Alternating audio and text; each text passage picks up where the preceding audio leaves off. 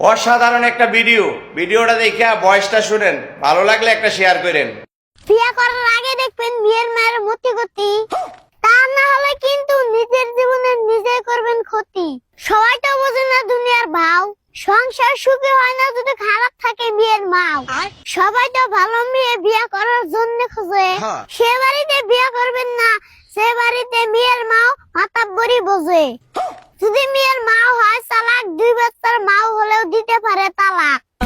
তোমার বাপ না খাওয়ার জন্য এমন করবো চালাকি, পরে বুঝবা সংসার করার জ্বালা কি। মেয়েদের মন হলো মোবাইলের মতো, ব্যালেন্স থাকবে যত চলবে তত।